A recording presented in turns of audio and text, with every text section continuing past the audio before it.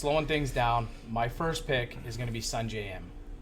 So Sanjay last year was his debut was a T2 at -15, so it was kind of crazy.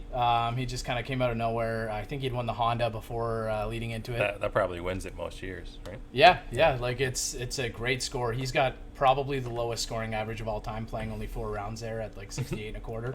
But he was the 2009 Rookie of the Year. He's got a 66 at Augusta, and a 68.25 scoring average there, which is pretty cool. So I'm gonna pass it off to Chef. Let's hear your pick. I'm sure most people are going this way. I'm going with DJ. I mean, I like the guy. Who doesn't? Yeah. Seems like he lives quite the enjoyable life. Yeah. I mean, this is his 11th Masters here. Yep, 11th Masters. Made the cut every time, I want to say. I think he's made the cut every single time. Yeah. So it's a safe bet, but. Well, so when he won last year, in November, and they were saying the course was playing quite a bit different, a lot softer. Like, so I was listening to Golf Talk Canada last week. We had Bob Weeks on, which was amazing. Knows everything there is to know, every golf stat, and so they were talking a lot today about how the course was so much more firm now. And Bryson was finding a way to say how that would work for him, and I thought, like, if you couldn't find a fairway before, how are you going to find a fairway now? And then how are you going to hold that fairway? Like, he was on the range, like, hitting balls like an absolute lunatic, as everybody saw. So I'm curious to see how DJ does, because he is long off the tee. He's quite straight.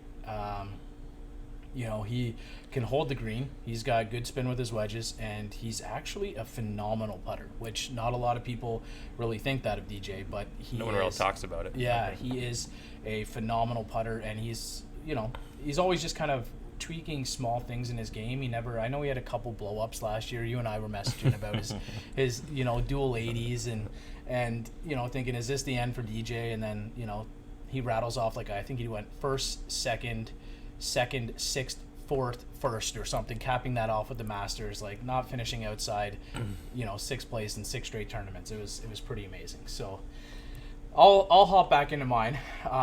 Everybody's favorite golfer, Justin Thomas. This is his 6th appearance. Last year he's fourth place in 2020. He just won the Players' Champ, so he's kind of coming off a high.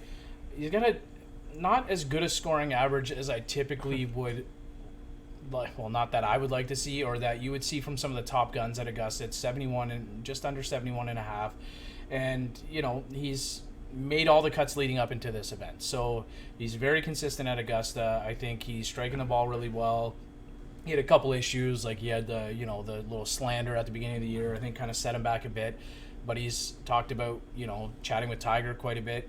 They're very good personal friends. So he said he's been over there. Tiger, I think, lives in Jupiter. So been over there chatting with him quite a bit. So that's my second pick. His golf trophies in his room there. Yeah, so, well, it's funny because I guess what he was saying is he's got 15 trophies in his house, Tiger, and it's all of his major trophies. And JT was saying, like, where are the rest of yours? And he said, I have no idea. Like, my mom has some, there's kind of some, like, floating around maybe at Charlie's bedroom or something, like, but he doesn't know where the other ones are. And JT kind of thought, like, that's crazy.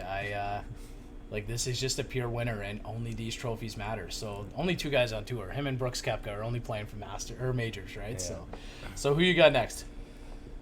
I'm gonna go with Spieth. I think he's the hottest player in golf, man. Yeah, he finally got that win. He's back on top. Maybe he can build on that. He's played the course well. I mean, historically. Yeah, he's always played well at the Masters. I know he has a pretty low scoring average. Like, it's under. I think it's not in the 60s, but he's like at 70 and a half. A little bit under 70 and a half. Yeah, so like that's a whole stroke better than JT, right? So, and that's over the same amount of tournaments. Like, he won back in 2015. I think that was his second Masters, and he finished second in his debut. So, which is pretty amazing. He's won a whole ton of money there. Knows the course well. I don't think that that's a bad bet at all, and he's riding hot. So there's only been 2 players. I know Lyle was one of them, and I don't know who the other player was that have won the week before. It hasn't always been the Valero Texas Open, but then have gone on to win the Masters. So I'm not sure. There's been 2. I know that there's been 2. I'm not sure who the other one is. But so my top pick for this week is going to be Xander Shopley. So I've picked him a couple times each week. Probably the most consistent player on tour. back in 2019. So we all know who won that year, but he was tied for second. And he's made each cut at Augusta he's been in. Last year he was a T17. So again, T17, I think he finished like minus, I don't know, 12 or 9 or something, like very good scores, right? So he's always in the hunt at majors. He's never finished below, tied for 6th at a US Open. He's got a 65 at Augusta and a pretty low scoring average of 70, just over 71. So I think Xander Shopley, guy who wears out the fairway.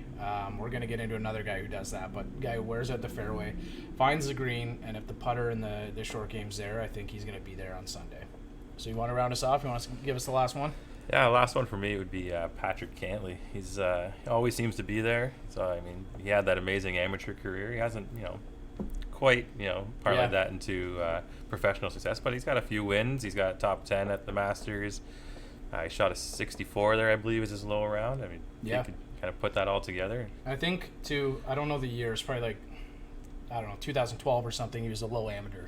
I remember that, like, it was probably 10 years ago though. So that's it. Those are our picks. We're gonna get into what you would call a couple sleepers. So, as everybody knows, the field is so strong at Augusta. There's no real sleepers. So the two names you're going to hear are both very good golfers. One of them's even won there before. One of them, this is his debut. So I'm going, I guess, off the board, if you could call it. But the odds makers are actually not, like, they're giving him a lot of credit. Is Will Zalatoris. So top 50 golfer in the world. He's won on the Korn Ferry Tour. He hasn't won on the PGA Tour, but he finished when Bryson won the U.S. Open last year. I remember he's kind of in the hunt there at the end. There wasn't many guys under par, so he's floating around there. I think he finished like tied for 4, 5, 6, somewhere in there, somewhere in the mix. So I think if anybody's going to come out from those, kind of like, we're talking more kind of, I think he's just inside the top 50 in the world golf rankings, but some of those players who haven't been there before, well, I shouldn't say that for yours, but some of the players who haven't been there before, or some of them who might not be, prevalent in the Masters now or in any of the majors now. So that's my pick, Will Zalatoris. So who you got? I don't even know if you can call this like a dark horse, but I mean, Phil Mickelson. Who knows? I mean, the guy goes to the Champions Tour, and we just all start calling him a dark horse. But I mean, there's no way the odds can't be in his favor. I mean, no, absolutely not, right? And he just, like, still, he hits those high, nasty bombs, but he has still one of the best short games on tour. Like, if I'm picking his iron game and short game, like, maybe Morikawa's better. Like, well, I guess there's better iron players right now, but short game wise, like, probably like Patrick Reed.